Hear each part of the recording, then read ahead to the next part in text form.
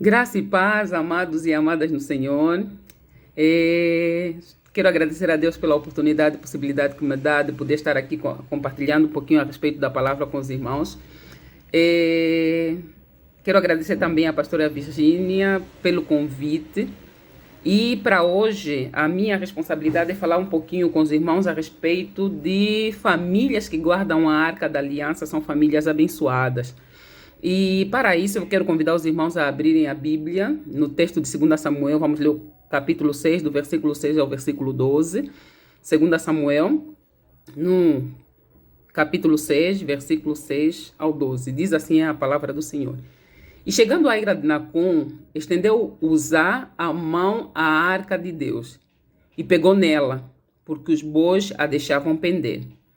Então a ira do Senhor se acendeu contra Uza, e Deus o feriu ali por esta imprudência, e morreu ali junto à arca de Deus. E Davi se contristou, porque o Senhor abrira a rotura em Uza, e chamou aquele lugar de Perez Uzá, até o dia de hoje. E temeu Davi ao Senhor naquele dia, e disse: como virá a mim a arca do Senhor? E não quis Davi retirar para junto de si a arca do Senhor, a cidade de Davi. Mas Davi a fez levar à casa de Obed-edom, o geteu. E ficou a arca do Senhor em casa de Obed-edom, o geteu, 3 meses, e abençoou o Senhor a Obed-edom e a toda a sua casa. Então avisaram a Davi, dizendo: abençoou o Senhor a casa de Obed-edom e tudo o que tem, por causa da arca de Deus. Foi, pois, Davi e trouxe a arca de Deus para cima, da casa de Obed-edom, a cidade de Davi, com alegria. Oremos ao Senhor. Pai eterno, Deus digno e merecedor de toda a honra, estou aqui diante da tua presença, ó Deus da graça, com os meus irmãos, ó Deus da glória. Peço a Ti que no nome glorioso de Cristo Jesus, o Senhor possa abençoar essa palavra, permitindo, Jesus eterno, que não seja eu falando, mas o Senhor, e que ela venha de encontro com aquela que é a necessidade da Tua igreja no dia de hoje. Pai, nós queremos aprender de Ti, queremos aprender a Teu respeito, Deus da graça, e queremos que as nossas famílias sejam famílias que Te sirvam, que façam a Tua vontade, que vivam em conformidade ao Teu querer. Mas para tal, Deus da glória, nós necessitamos constantemente da Tua presença sobre as nossas vidas e precisamos que o Senhor levante pessoas, ó Deus da glória, para que nos possam orientar, nos possam instruir com relação ao caminho que nós devemos seguir. Eterno, nós somos Teus, o Senhor é nosso, por isso pedimos a Ti que o Senhor continue se manifestando em nossa vida com poder e força, meu Pai. Faça em nós aquilo que parecer bem aos Teus olhos. Quanto a mim, entrego-me nas Tuas mãos como instrumento e peço que o Senhor possa neutralizar o meu eu, que fale o Senhor, ó Deus da graça, e que essa palavra venha de encontro, Deus da graça, com aquela que é também a minha necessidade. Pai, entregamos-nos todos nas Tuas benditas mãos e Te agradecemos no nome do Pai, do Filho e do Espírito Santo. Amém. Amém. Amados, conforme dizia, hoje vamos falar um pouquinho a respeito das famílias que guardam a Arca da Aliança, são famílias abençoadas. Mas antes de começar a abordar ou falar exatamente a respeito do tema que nos propusemos falar hoje, eu gostaria de fazer uma breve panorâmica a respeito do livro, para apresentar um pouquinho o cenário em que, na verdade, esse texto que nós acabamos de ler se dá. Então, dizer aos irmãos e às irmãs que o livro de 2 Samuel começa narrando a história da ascensão de Davi, né? Fala um pouquinho a respeito do governo de Davi, como na verdade foi o seu reinado e como esse rei, né, que nós conhecemos como sendo aquele que na verdade agradou, alegrou o coração do Senhor, se desempenhou as suas funções enquanto servo do Deus Altíssimo. Então, neste livro, na verdade, é ilustrado a bondade e a generosidade de Deus, né? Fala de como Deus, na verdade, age na vida daqueles que são fiéis e também na vida daqueles que, infelizmente, agem com imprudência, não fazem verdadeiramente aquelas que são as orientações de Deus com relação aos seus ensinamentos. Então, algo que fica claro, por exemplo, quem for ler 2 Samuel entenderá, tanto 1 quanto 2 Samuel, vai perceber, né, que do mesmo modo que existem momentos de alegria, né?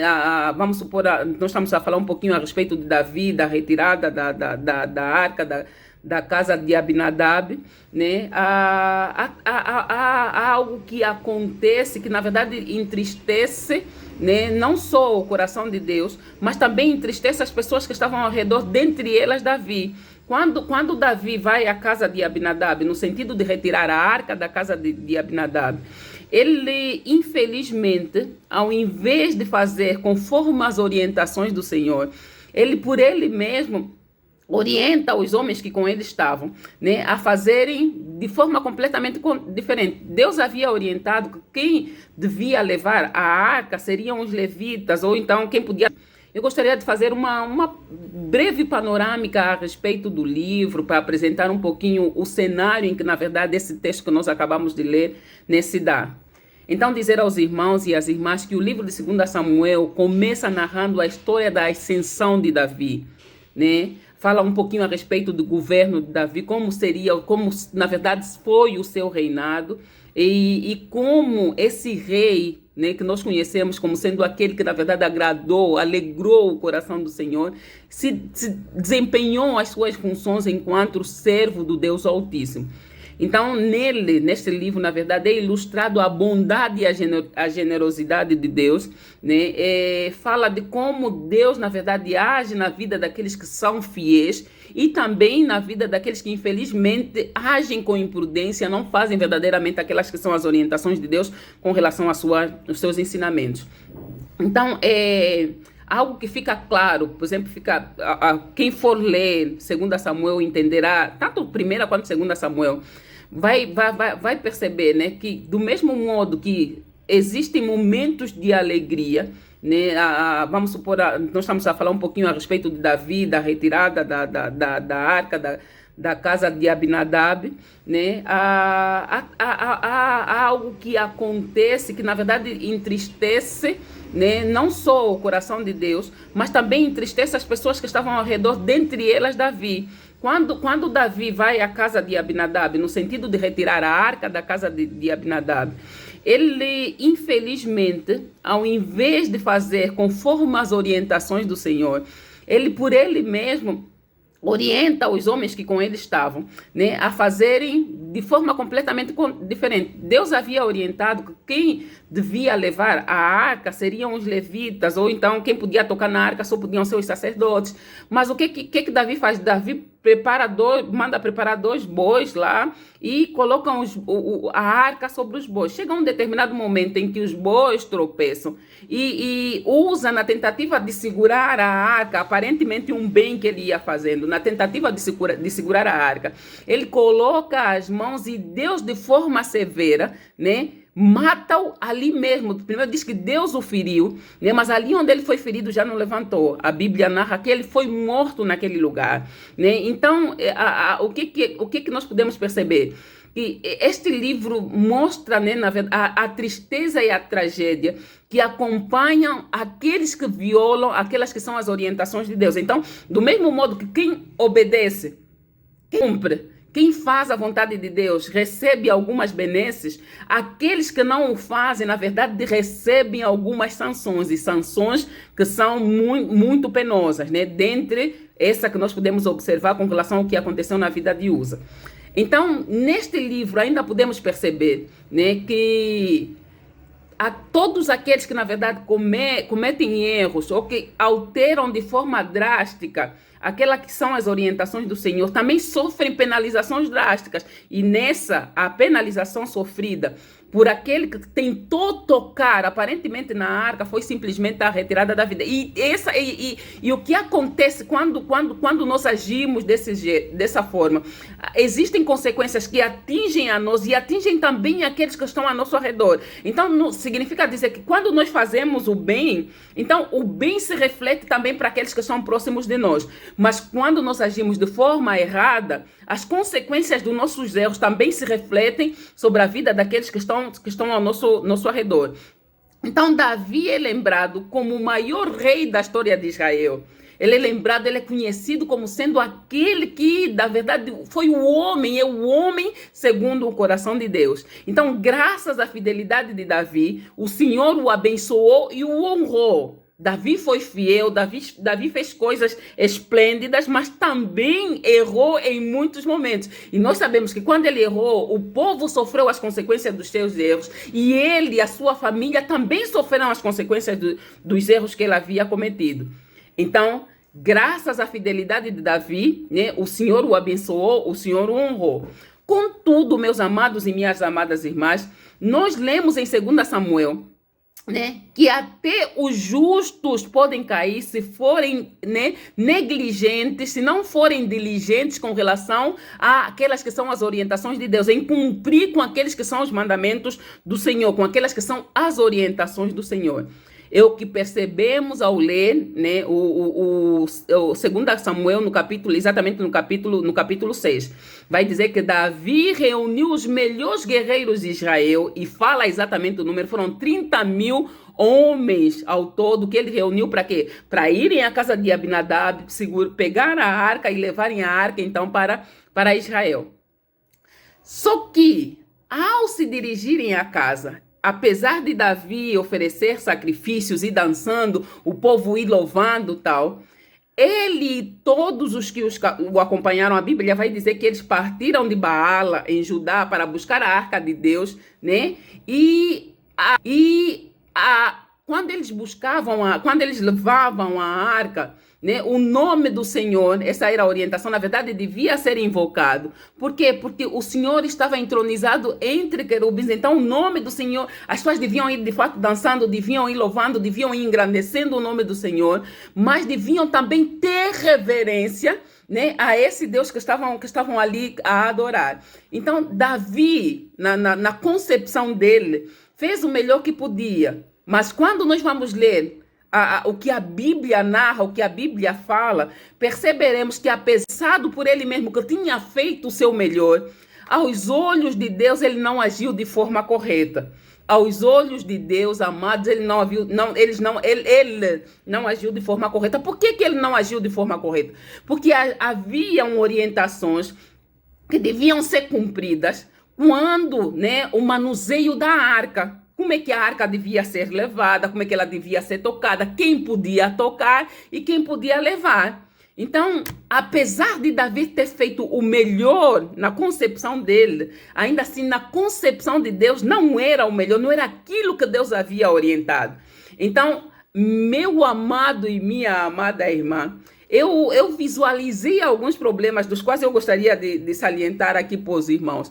Que o primeiro deles é que o problema é que, na verdade, ao que tudo indica, é que Davi, o rei, não estava ciente com relação às regras estabelecidas na lei sobre as determinações do manuseio da própria arca. Davi não sabia, ou se sabia, simplesmente ignorou. Se sabia, se as conhecia, se sabia, ele as ignorou. Então ele vai buscar a arca, mas não cumpre com as orientações que tinham sido dadas com relação a como, na verdade, essa arca devia ser manuseada, como é que ela devia ser levada. E ninguém perto, ninguém que estava do lado de Davi, na verdade, o orientou, o advertiu. Antes que a ira do Senhor se acendesse sobre eles. Então eles permitiram que Davi fizesse do jeito que achasse melhor. E na concepção dele, eu acredito que ao invés de colocarmos homens a levarem a arca sobre os ombros, ao invés de colocarmos os levitas ali a carregarem a arca, vamos colocar sobre os bois. E não fica pesado para ninguém. Eu acredito que na concepção dele, talvez ele tivesse pensado desse jeito. E para nós seria a inovação. Ele inovou. Mas quando Deus orienta, meus amados irmãos, mais vale obedecer do que levarmos, sejam quais forem os preceitos que nós acharmos ou entendermos ser melhor aos nossos olhos. Então, a arca devia ser transportada nos ombros dos israelitas. Essa era a orientação do Senhor com relação ao transporte da arca. Quem devia tocar seriam os sacerdotes e não qualquer um. Então, quando Uza vai na tentativa de tentar agarrar a arca que estava caindo, ele não fez bem nenhum. Pelo contrário, desobedeceu uma orientação do Senhor, desobedeceu com aquilo que estava escrito com relação em como, na verdade, os homens deviam se orientar ou deviam manusear aquela que era a arca do Senhor. Então, o que aconteceu, meus amados e minhas amadas irmãs, é que Davi tentou imitar os filisteus. Quando os filisteus tomaram a arca do Senhor, eles pegaram a arca, colocaram na sobrebois e levaram, né, até a casa do Deus deles, que seria o Deus Dagon. E em 1 Samuel, no capítulo 5, do versículo 1 ao versículo 12, eu gostaria de ler rapidamente para que os irmãos pudessem entender. A Bíblia vai dizer que os filisteus tomaram a arca de Deus e a trouxeram de Ebenezer a Asdod. Tomaram os filisteus a arca de Deus e a colocaram na casa de Dagon e a puseram junto a Dagon. Levantando-se, porém, de madrugada no dia seguinte, os de Adodes, eis que Dagon estava caído com o rosto em terra diante da arca do Senhor. E tomaram a Dagon, tornaram a pô-lo no seu lugar, e levantando-se de madrugada no dia seguinte pela manhã, eis que Dagon jazia caído com o rosto em terra diante da arca do Senhor. E a cabeça de Dagon e ambas as palmas das suas mãos estavam cortadas sobre o limiar. Somente o tronco ficou a Dagon. Por isso, nem os sacerdotes de Dagon, nem nenhum de todos os que entravam na casa de Dagon pisavam o limiar de Dagon em Asdod, até o dia de hoje. Porém, a mão do Senhor se agravou sobre Asdod e os assolou e os feriu com hemorroidas em Asdod nos seus termos. Vendo então os homens de Asdod vendo então os homens de Asdod que assim foi, disseram: não fique conosco a arca de Deus de Israel, pois a sua mão é dura sobre nós e sobre Dagon nosso Deus. Por isso, enviaram mensageiros e congregaram a si todos os príncipes dos filisteus e disseram: que faremos nós à arca de Deus de Israel? E responderam: a arca de Deus de Israel será levada até Gate. Assim levaram para lá a arca do Deus de Israel. E sucedeu que assim que levaram, a mão do Senhor veio contra aquela cidade com muito grande vexame, pois feriu aos homens daquela cidade, desde o pequeno até o grande, e tinham hemorroidas nas partes íntimas. Então enviaram a arca de Deus a Ecrom. Sucedeu, porém, que vindo a arca de Deus a Ecrom, os de Ecrom exclamaram, dizendo: transportaram para nós a arca de Deus de Israel para nos matarem a nós e ao nosso povo. E enviaram e congregaram a todos os príncipes dos filisteus e disseram: enviai a arca do Deus de Israel e torne para o seu lugar, para que não mate nem a nós nem ao nosso povo, porque havia mortal vexame entre toda a cidade e a mão de Deus muito se agravava ali. E os homens que não morriam eram atacados com hemorroidas, que o clamor da cidade subia até o céu. Então, esse, meus irmãos e minhas amadas irmãs, na verdade era o cenário. Quando a arca foi levada, né, pelos filisteus, eles levaram a arca até a casa do Deus Dagon e colocaram lá diante do Deus deles. Quando colocaram a arca diante do Deus deles, o que acontece? A arca, automática, o Deus deles, quando eles levantaram de madrugada, perceberam que o Deus estava caído, com o rosto no chão, né? Por quê? Porque, na verdade, diante do Deus Todo-Poderoso, deuses nenhum consegue se manter em pé. E aí está uma firme convicção, aí devia estar, pelo menos para nós, a firme convicção de que nós temos o Deus Todo-Poderoso, que é o único que de fato merece a adoração da nossa parte. Então os filisteus perceberam que vinham sendo assolados por determinadas enfermidades e dizem: é melhor a arca não ficar aqui conosco. É nesse sentido que a arca então é levada à casa de Abinadab. E fica na casa de Abinadab por 20 anos, fica 20 anos na casa dele. E nós não temos histórico nenhum do que aconteceu nesses 20 anos. Por exemplo, não disse se Abinadab foi abençoado, se aconteceu alguma coisa boa, se ele agiu de alguma forma errada, não conta. Só diz que a arca ficou 20 anos na casa dele. Mas quando Davi vai retirar a arca da casa de Abinadab, no sentido de levar para a cidade do rei, o que acontece? Ele age de forma completamente imprudente e leva para si, leva a arca de forma que Deus não havia orientado. Né? Então, por isso é que nós dizíamos que um dos problemas que estavam ali é que existiam regras estabelecidas, que o povo devia, que Davi devia, na verdade, orientar as pessoas que estavam com ele a cumprir, e não foram cumpridas. Então, quem devia transportar seriam os levitas e não os bois. Né? Ela não devia ser tocada. Quem devia tocar tinham de ser os sacerdotes, e existiam momentos oportunos que, na verdade, essa arca devia ser tocada. Então, ao ser colocada na casa de Obed-edom, quando Davi, frustrado por causa da morte de Uza, né, manda colocarem a arca na casa de Obed-edom, Obed-edom, como servo, aceita que a arca seja colocada em sua casa.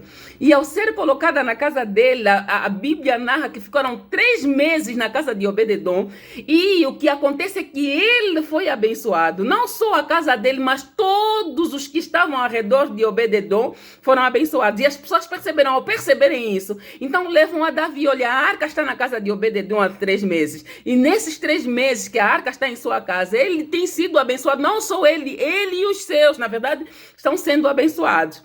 Então, meus amados e minhas amadas irmãs, eu queria hoje, né, conforme dizia no princípio, dialogar, conversar um pouquinho com os irmãos a respeito do que nos foi solicitado. Famílias que guardam a arca da aliança são abençoadas. Famílias que guardam a arca da aliança são abençoadas. Não se esqueçam que Abinadab guardou a arca. Não se esqueçam que Obed-edom guardou a arca. Não se esqueçam que Uza, da melhor forma possível, tentava, né, cuidar, levar, não permitir que a arca caísse. E não se esqueçam, meus amados, que Davi, na concepção dele, da melhor forma possível, entendia que levando a arca da forma que para ele parecia ser mais fácil, então seria a melhor coisa que ele estaria fazendo. Ao lermos em sequência, né, eu li aos irmãos o livro de 2 Samuel, no capítulo 6, do versículo 6 ao versículo 12, e é sobre isso que nós queremos conversar. Apresentei aqui a narrativa do que fala, na verdade, o texto de 1 Samuel, no capítulo 5, do versículo 1 ao versículo 12, onde o povo que não merecia ter consigo a arca, não conhecia, não sabia, na verdade, qual era o poder que tinha a arca do Senhor, eles se colocam ali e eles sofrem as consequências de ter a presença do Senhor no meio deles, quando na verdade eles não vivenciavam, não faziam sequer aquela que é a vontade do Senhor, não viviam em conformidade com aquelas que eram as orientações do Senhor.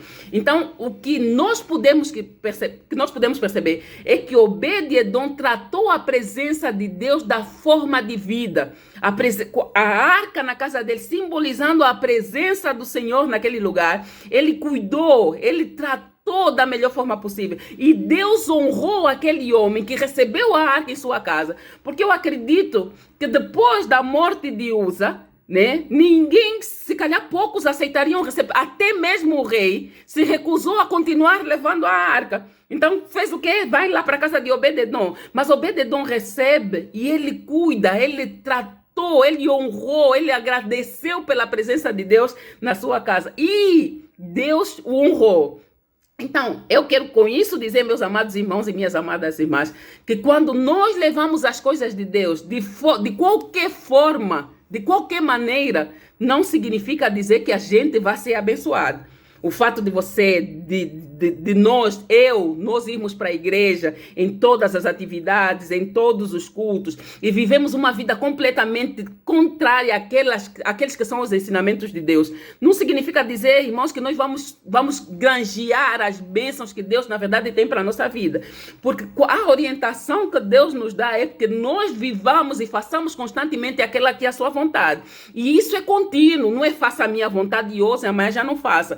é de forma contínua, até que ele nos venha buscar e possa dizer para cada um de nós que vinde bendito do meu Pai e recebei por herança o que é aquilo que ele nos foi preparar. Então é de forma contínua que nós devemos viver em santidade com aquele que é santo.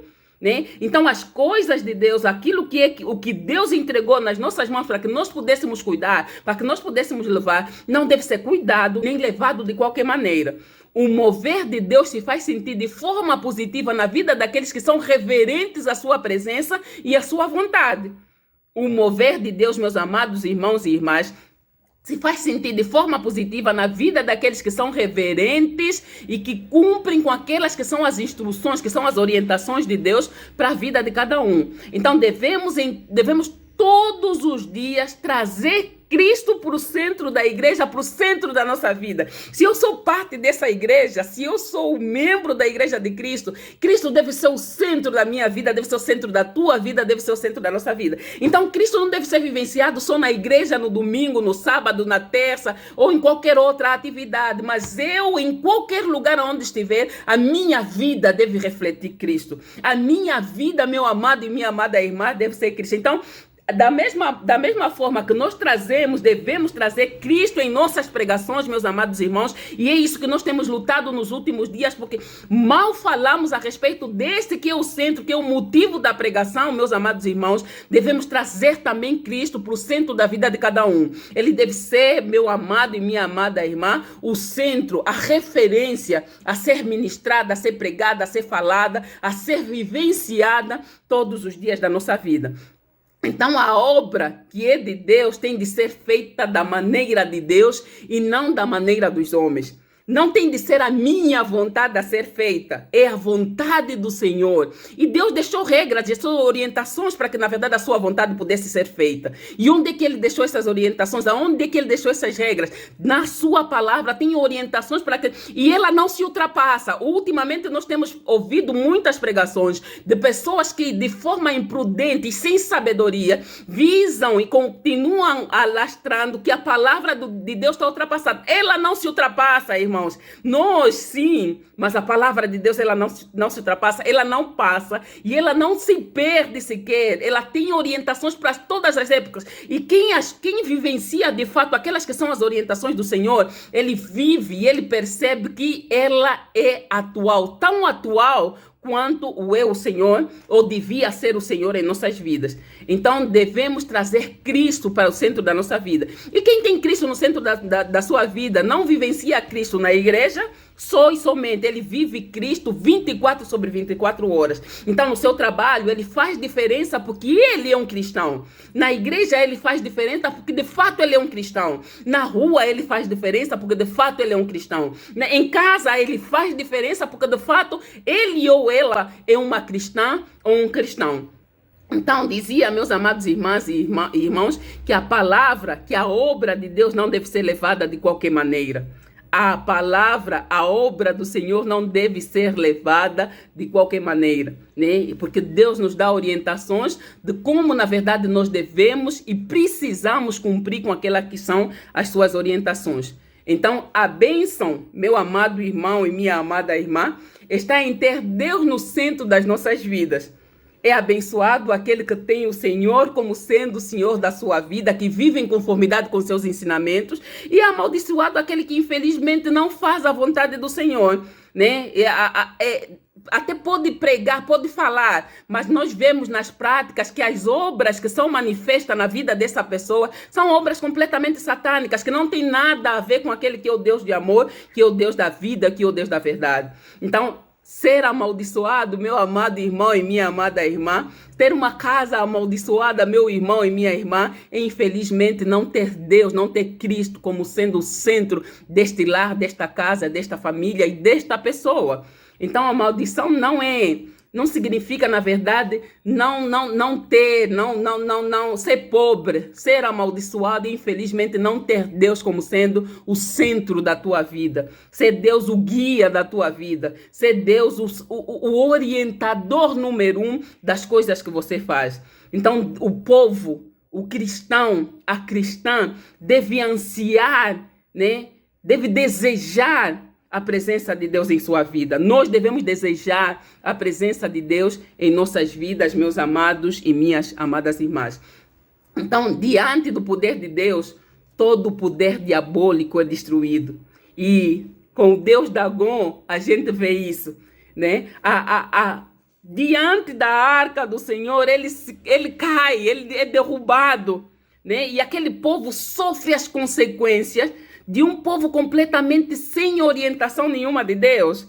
Então as doenças aparecem e eles percebem que quem nos está a fazer isso não é outro senão o Deus de Israel. Vamos levar a arca para o seu lugar.